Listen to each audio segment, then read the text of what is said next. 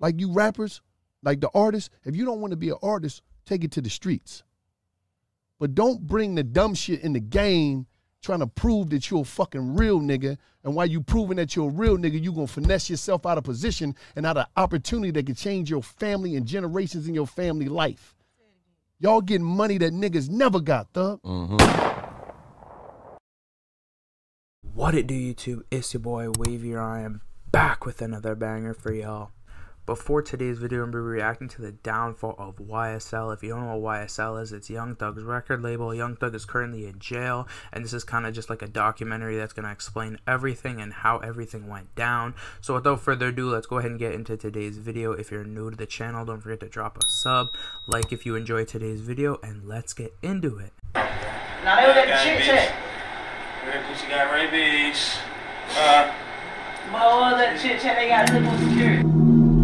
The YSL Rico case. YSL Rico case? YSL Rico case. YSL Rico case. YSL Rico For the last 2 months, I've been trying to wrap my head around how the DA could put Young Thug and company away for good.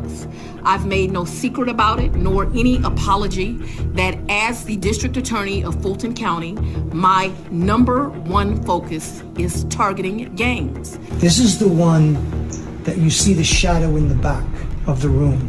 He's the one directing traffic.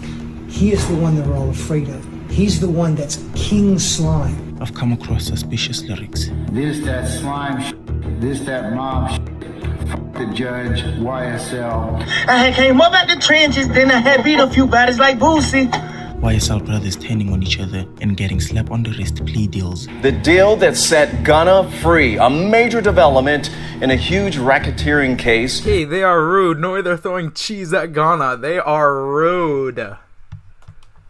The Atlanta-born rapper, Gunna, whose given name is Sergio Kitchens, made a deal with prosecutors and walked out of the Fulton County Jail late this afternoon. But above all, I want to take you to the 10th of January 2015 and show you how one McDonald's meeting could eradicate YSL as we know it. Man, shout out HL Uncut, man. Straight up, man. Salute to you, big boy. We fucking with you, man. I got one of the biggest bloods in America with me, man. You did. Atlanta, Georgia. You did what I'm trying to tell you. That we like, big shout out to Bird. YMCM, Rich Gang, YSL. Even if you're vaguely informed on the YSL Rico case, I think it's safe to say we're all familiar with this one name, Donovan Nat Thomas, a high-ranking member of the Inglewood Bees and YFN Lucci's manager. I want to retrack YSL's role in his demise and hopefully highlight how and why King Slime orchestrated Nat's fatal demise. It's late December 2014.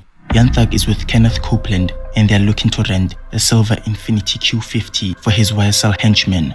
A few days into the new year of 2015, while residents of Atlanta are jotting down their New Year's resolutions, Young Thug posts a picture alongside his YSL henchmen with the caption, "We ain't going back and forth." And this wasn't any generic rap lyric, it was a warning. And it turns out, King Slime had resolutions of his own that needed straightening. So, on January the 10th, Alright, so they just pulled a lyric from one of his songs and said, "We ain't going," or a caption, and from one of his like posts or something like that, and it said, "We ain't going back and forth." So that's what they got, and they're trying to relate it to this.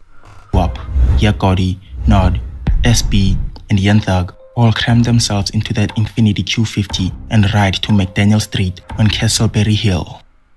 On their way there, Young Thug receives a call from an inmate inside Fulton County Jail. It's Lil Duke, and Slime tells him they're on their way to do a major hit, and as the conversation ends, they drive past Big Nut, who's outside a barbershop with a 20-year-old man. Young Thug is dropped off a nearby alley and instructs the foreman to meet him at a McDonald's after doing the hit, and as Young Thug starts the engine to his white Jeep, the Infiniti Q50 spins the block once more. SB spots his target, rolls down the window, and in a way they just got him like that. That is crazy. He was, quote, first a family man and a man of the community. He was caring and always looked out for anyone he came into contact with.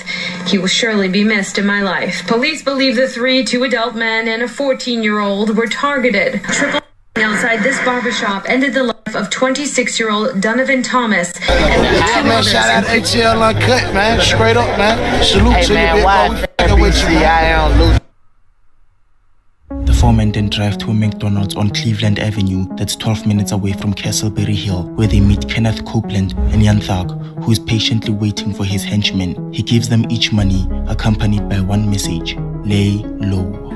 Number 7, defendant was told by another YSL associate that immediately after the murder of Donovan Thomas Jr., YSL associates met at the McDonald's on Cleveland Avenue in Atlanta, Georgia to discuss the Number 9, on January the 10th, 2015, after the murder of Donovan Thomas Jr., defendant and other YSL associates gathered at the home of Jeffrey Williams, aka Young Thug, who gave defendant and other YSL associates cash money to lay low. Young Thug would then call the head honcho of the X-Men, the gang stationed in New York, and tells him sacrifices must be made, soldiers must fall in order for the battle. Sacrifices must be made, soldiers must fall in order for the battle to be won. 16 days after Nat's demise, he would post this haunting caption on his Instagram. So, lie to his mama, lie to their children, lie to their brothers and sisters, then get into the courtroom and tell the God honest truth. I don't get it. Y'all need to get from me and YSL. Couple of weeks after that hit, at least according to the indictment, Jeffrey Williams spoke to a fellow who was he had to be in jail, who was a leading member of Sex Money, which is a street gang that's based out of New York. And there's an outtake from that phone tap where Thug is basically talking about how, sometimes sacrifices have to be made. A couple of days later, Thug's on social media talking about how people who testify in court should be, and the implication is Donovan Thomas was killed because he was some sort of government informant. October the 27th, Kenneth Copeland is in South Fulton. He's driving the vehicle of one Aaliyah Jackson, who is a police officer at the South Fulton Police Department, and she's in a romantic relationship with Kenneth Copeland, a known YSL member. YSL for life. Driving a police officer's car, what could possibly go wrong? Well, he's stopped by the police and they found him armed and dangerous. He's taken in for interrogation, but the detectives didn't care about what was found in his girlfriend's car. They want to know about one thing: the involvement of Jeffrey Williams in Nat's demise. Why is he under attack? He's like the easy target. So if somebody gets arrested and gets in trouble and they want a deal, law enforcement officers are all too eager to say, well, tell us about Mr. Williams. Is he involved in this? What do you know about him? After the interrogation, he sends a text out to fellow YSL member Scarface, saying they want to indict us on that body. Police would find out about the text and take Kenneth's phone to be used as evidence. But after Aaliyah, his girlfriend, found out she wasn't gonna watch the police potentially indict her boyfriend, she would try deleting all the evidence that would implicate her boyfriend. And well, things didn't go her way. Former City of South Fulton police officer accused of abusing her badge to protect her boyfriend. Investigators say 27-year-old Aaliyah Jackson, who joined the city's police force in 2019, was booked into jail last month on felony charges after she tried to interfere with a major police operation targeting Metro Atlanta's most notorious drug dealers and gang members. Among the suspects, Jackson's boyfriend, Kenneth Copeland, a convicted felon and documented member who served time in federal prison in 2018. And after all this drama, the evidence... Ain't no way she got caught. Ain't no way she got caught, man.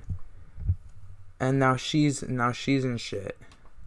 Against him, what his girlfriend tried doing, and the charges he potentially faced, Kenneth Copeland would start squealing, naming everybody who was involved in Nat's drive-by, Young Thug paying the henchman after the slaying, and personally admitted to SB being the triggerman. With the evidence detectives now had against King Slime and Copeland agreeing to become a witness against the YSL, everybody who was pushing P would soon start pushing P's.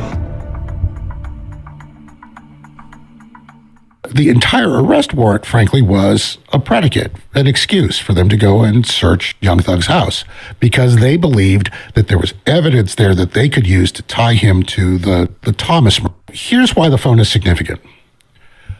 Martinez Arnold called from jail from a recorded phone line, somebody who had their cell phone in the car that was used as in the drive-by. Right. From that, they were able to look at the other phone and pick up off of all the cell phone towers. Right. Who was where? Like who was where, whose other phones were in the car, where was the car, and then they could start picking it up off of license plate readers all over town, and a camera where you could see the license plate, which you could lead to the, Not you see smart where at I'm all. going. Not smart at all.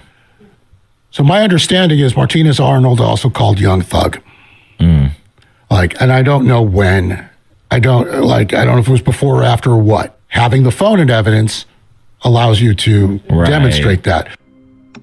The DA's main goal is to convict everyone who was involved in nut slaying, those involved in fueling the YFN-YSL war, and the kingpin himself, Young Thug. Everybody else will be used to paint Young Thug and the rest of YSL as ruthless savages. I don't know if everybody the same, but one thing I can say is I honestly can see every person that tell. I honestly can see them telling. I don't never be surprised by somebody telling. I can damn near, I can damn near tell you who will tell. So you're a rat identifier? Yes, sir. I've divided everyone from YSL who got a plea deal into 3 camps. The call from jail camp. YSL rapper Lil Duke pleaded guilty to being a member of YSL The Gang, and all his charges were dropped, on the condition that he has to testify in regards to the call between him and Young Thug on January the 10th, 2015. Martinez Arnold gets a deal, and a really light one, I might add. No additional time served, but he must take the stand. The group chat camp. Saying that like 4 or 5 other people and Jeffrey Williams were having a conversation, and Jeffrey Williams, aka Young Thug, asked them, y'all ain't beat them up or at him yet? Yeah, he's getting soft. Young Thug's older brother Unfunk, who Thug bailed out from jail and mentioned on Dice Low rapping, told the lawyer my brother ain't going back to prison. I don't give a f if I gotta attend that guy Jehovah Witness. He gets 10 years probation and no time served. Walter Murphy, or better yet DK, one of the 3 co-founders of YSL, he pleaded guilty to RICO charges and was sentenced to probation for 9 years and no time served. Trontavia Stevens, infamously known as Tick, the YSL member who robs women and mentioned in Thug's song You, where he raps, she getting robbed by Tick. You acknowledge that you've been accused of and arrested for women. Yes. You acknowledge that you are the same person referred to as Tick in the song by Young Thug entitled You, in the verse she getting robbed by Tick. Yes. He was sentenced to probation for 8 years and no time served. He's also the 3rd co-founder of YSL. Antonio Sumlin, or better yet, YSL Obama. He, alongside Christian Eppinger, asked for permission from Young Thug himself to stab YFN Lucci when they were all locked up. They had that conversation with Thug over a jail-recorded telephone. The first phone call was on February 22nd, 2022, Your Honor. And this is a phone call by one of the co-defendants, Christian Eppinger. That individual called this defendant asking permission from a person known as Slime, whether or not he had permission to harm YFN Lucci, also known as Richard Bennett. He was sentenced to 15 years on probation and no time served.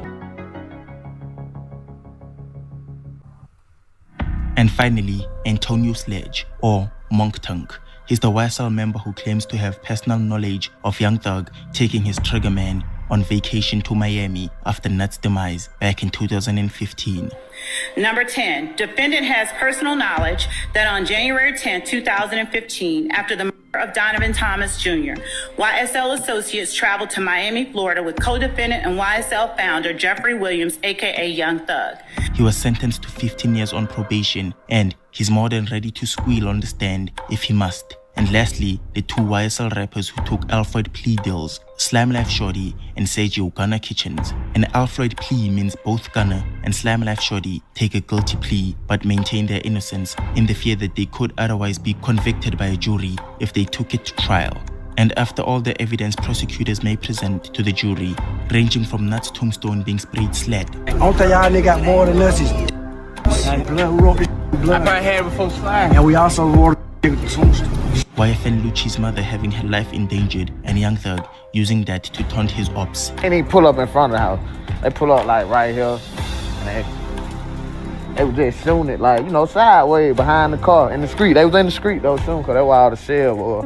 And Slime paying for the rental car used in Nuts murder. I believe the final nail in King Slime's coffin may be this lyric. I never killed anybody, but I got something to do with that body.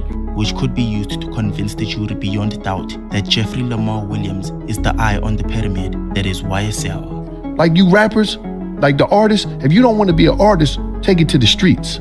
But don't bring the dumb in the game trying to prove that you're fucking real. And while you proving that you're you gonna finesse yourself out of position and out of opportunity that can change your family and generations in your family life. Y'all getting money never got, Thug. But don't wait until it's too late and you got that phone, that burner phone, and you on Instagram, and I done told you how your life gonna go. And they're going. What it do, YouTube? I forgot to film my outro, but go ahead and let me know your thoughts on the whole YSL trial in the comment section. Do you think Young Thug's gonna face a lot of time in prison, or do you think he'll get out after a little bit of time? Let me know in the comment section. And what's your opinion on Slime Life Shorty and Gunna taking the plea deals? Does that count them as a snitch or a rat? I don't know, that's up to y'all.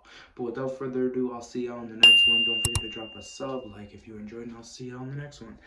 Look like a nigga hit lottery. My dentist told me ain't no flaw in me. Baba told me ain't no chalk in me. Everywhere I go, bitches wall to see. Niggas not temping, robbing me.